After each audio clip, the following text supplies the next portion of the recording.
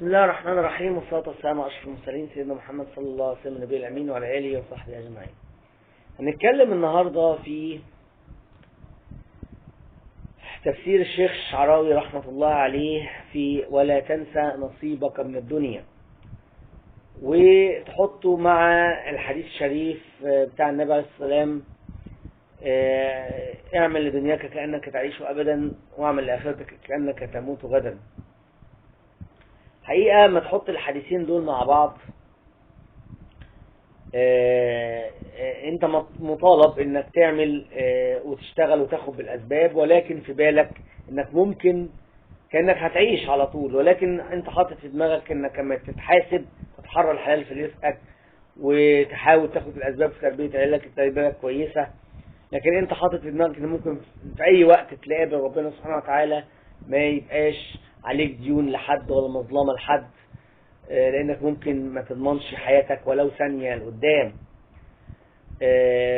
طب ايه موضوع ولا تنسى نصيبك من الدنيا؟ الناس بتاخد الكلمة ده على اساس ان الدنيا بقى تبقى مهمة.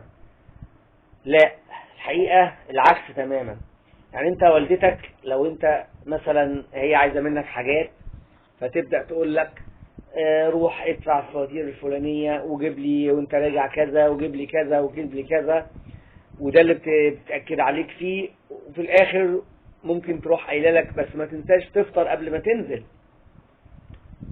طيب هي قالتها اخر حاجة، وكأن ان انت ممكن سهل جدا انك انت لولا انها نبهت عليك انك تنسى تفطر. وده معناه ان ربنا لو ما نبهش علينا ان ما تنساش نصيبك من الدنيا، اننا كان ممكن من كتر انشغالي بالاخره وبالموت وبما بعد الموت اني انسى الدنيا خالص وما اعملش حاجه فيها ولا اعمرها. يعني من من من من من من من, من حقارتها ودناءتها واهميتها البسيطه القليله.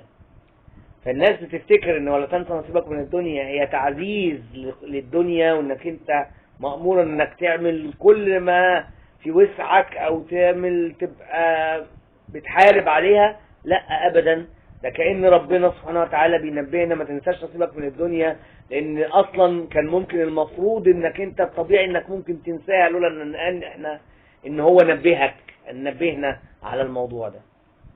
فده كان تفسير الشيخ الشعراوي لي ولا تنسى نصيبك من الدنيا، عكس ما الناس فاهمة ان الدنيا يعني ده تعزيز للدنيا ومقامها، ولكن هي للأسف يعني هي فعلا بيبين قيمتها البسيطة جدا.